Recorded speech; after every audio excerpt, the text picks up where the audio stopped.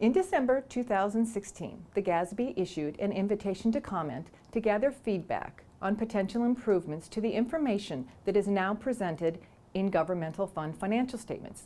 This is the seventh and last in a series of videos available on the GASB website, gasb.org, explaining what the invitation to comment is all about. The previous videos focus on the centerpiece of the document: 3 alternative approaches to the kinds of information that is reported in the governmental funds. This video describes other potential improvements to the governmental fund financial statements that are presented in the invitation to comment: the format of the resource flow statement and a cash flow statement for the governmental funds.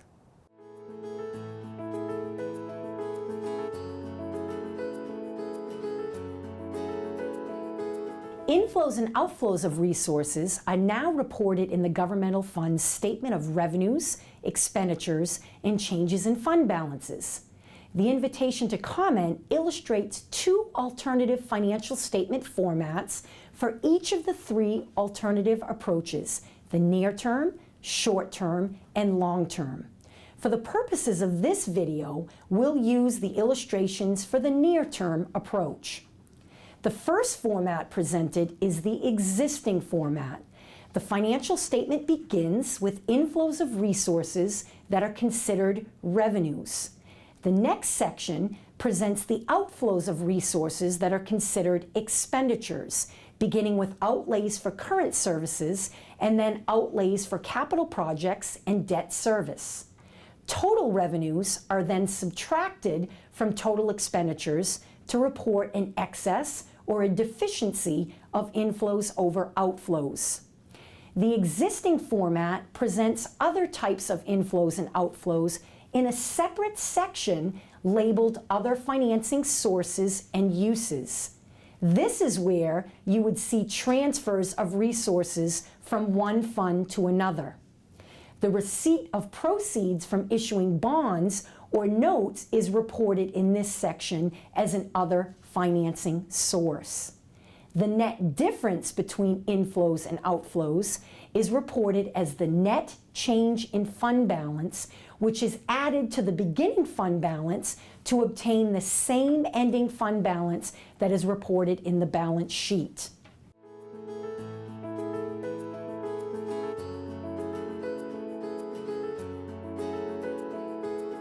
The alternative format presented in the invitation to comment is called the current and long-term format because it would separate inflows and outflows of resources related to long-term activities, such as constructing capital assets and issuing bonds, from the inflows and outflows of resources related to other current period activities.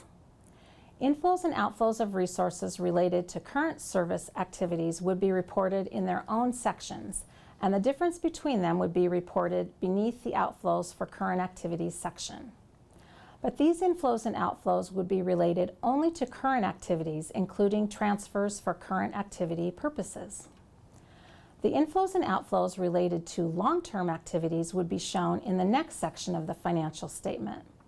Most notably, the capital and debt service outflows that are reported in the outflows section in the existing format would be presented here instead.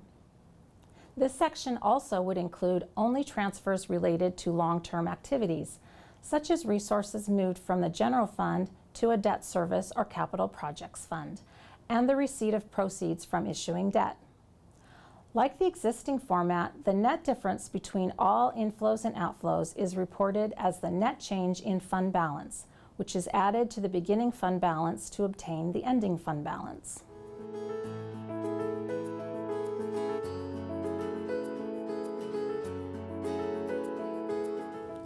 On the positive side, the existing format will be familiar to financial statement users because it is consistent with the way the governmental funds' inflows and outflows of resources have been reported for many years. And for some governments, the existing format is similar to the way they present their budgets, which help users with budgetary analysis. On the other hand, there are some items that some view as inconsistencies with the information reported in the Other Financing Sources and Uses section. For instance, when a government issues bonds, it reports the inflow of the proceeds as an other financing source. However, the outflows related to repaying those bonds are reported as expenditures.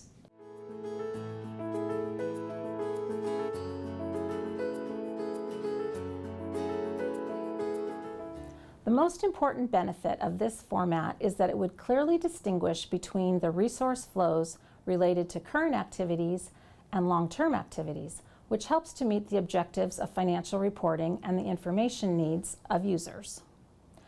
There are some potential challenges related to this format.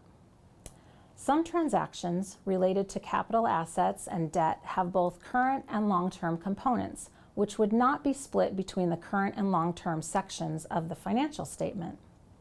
The terminology could be confusing because current and long-term may not mean the same things as how current and non-current are currently used.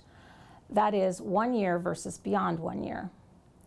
The objective of separating current and long-term inflows and outflows may not be fully achieved because inflows related to debt service and capital assets, such as a restricted property tax levy or a capital grant, would be reported with the current activity inflows, but payments for debt service and capital assets would be in the long-term activity section.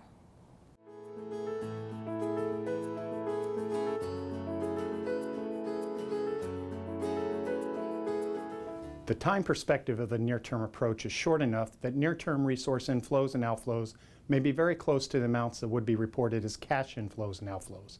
However, the short-term approach time perspective stretches over the next year after the financial statement date, and the long-term approach has no time limitation. That means that the short-term and long-term approaches may produce results that are very different from cash flows. Users may need cash flow information for a variety of purposes, including assessing liquidity and solvency, identifying cash flow problems, understanding flows related to borrowing and repaying debt, evaluating a government's financial health, and conducting financial trend analysis. It should be noted that the cash flow illustrations presented in the invitation to comment use the classifications introduced in Statement 9 that apply to business type activities. However, the board has not determined whether these classifications are appropriate for governmental funds.